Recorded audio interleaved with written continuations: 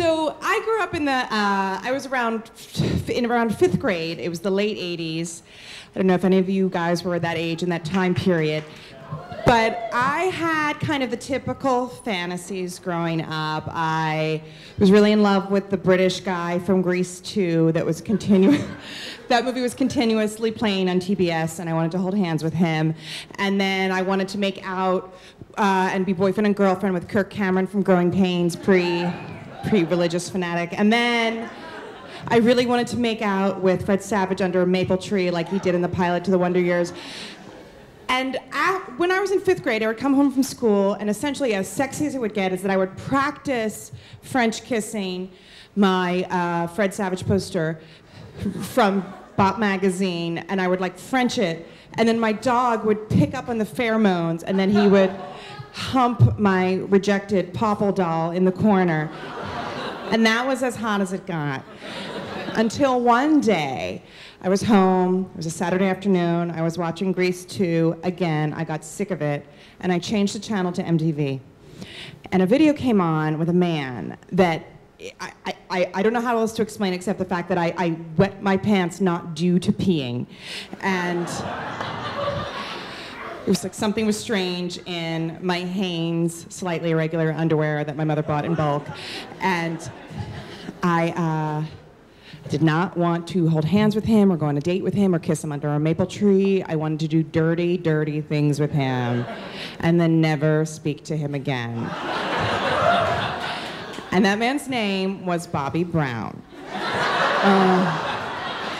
Now the music video, I'm sure you do not remember it because no one else does, is a sleeper hit called Roni. It was not my prerogative, or don't be cruel. It was in between, and there was a song called Roni. It was not a big hit to anyone else but me. If you try to find the video online, it's really hard to find because no one likes it but me. And if you email me, like so many others have after I do a show, and said, I think I couldn't find it. All I could find was a poorly made home video made on a camcorder by some random guy in the audience. No, that was the official music video. It was like, essentially, remember the old camcorders where someone had to strap a VCR on? That was basically, okay.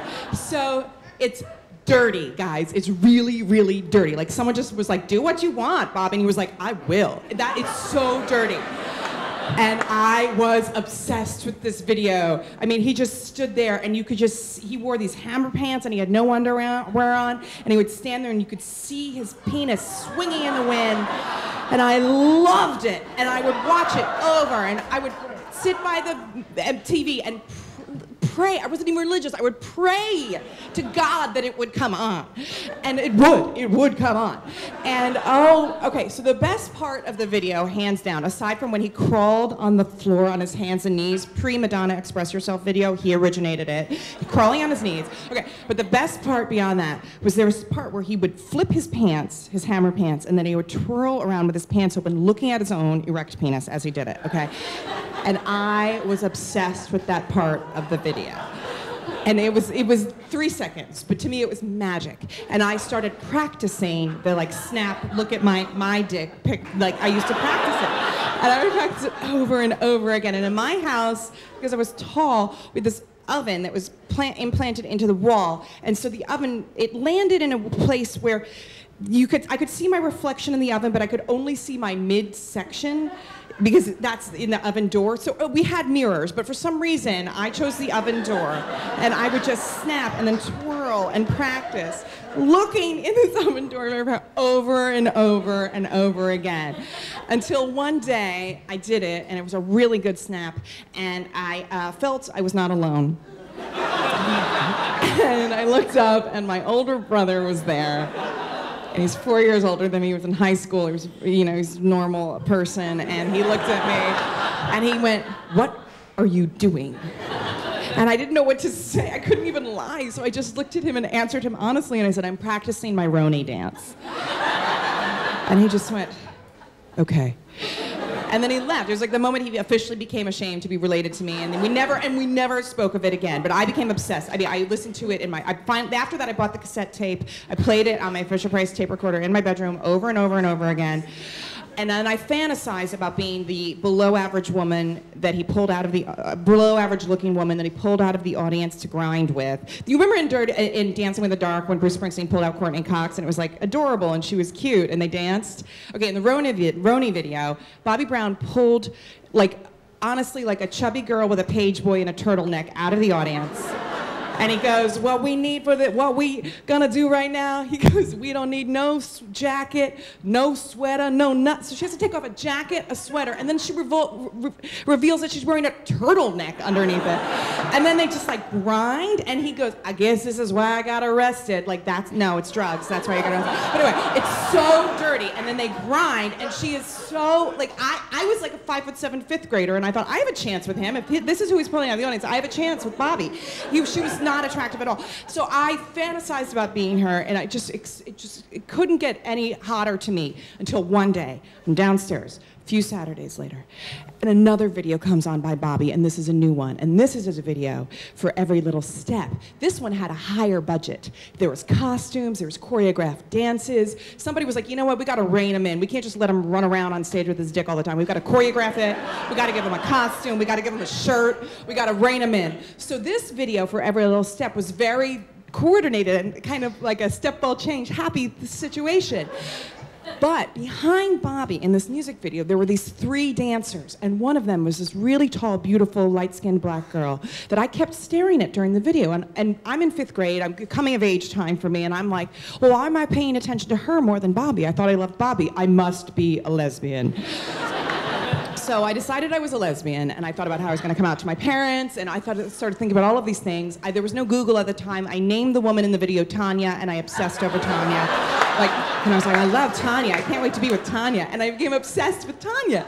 And then I decided that I had to try out my sexual fantasy of being with a woman. So there was this girl in my class. She was kind of like, she used to be hot. I mean, she was never hot before, but then she got her braces off and she let her hair down and then she was suddenly hot. So I decided to invite her over, and to appeal to her studious side, I told her that she could come over to look at my books. And she came over. And I decided I would use a move and try to make out with her and see what would happen. I never made out with anyone before. This was going to be my first kiss.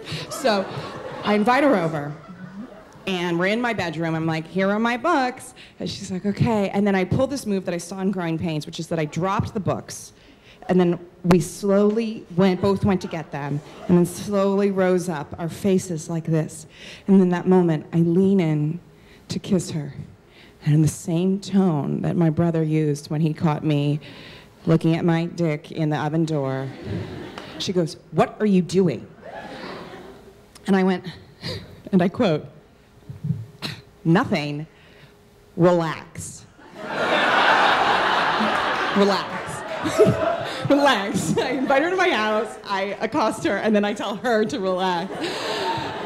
And so she called her mom, and she left early, which is understandable, I think, considering the situation. And then she wouldn't even wait in my room. She waited outside on the bench, which is fine, I guess. And then I sat there alone in my room, and I was forced to face the facts. And I thought, you know what? You're not a lesbian. You're not wild. You're not Bobby. You're not a tenderoni. You know what? You're quickly becoming the weird girl in your class. And you need to stop, and you need to rein it in, get it together.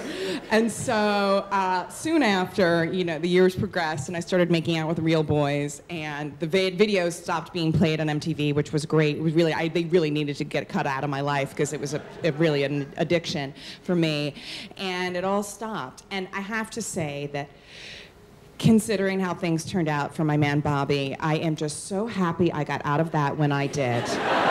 Thank you.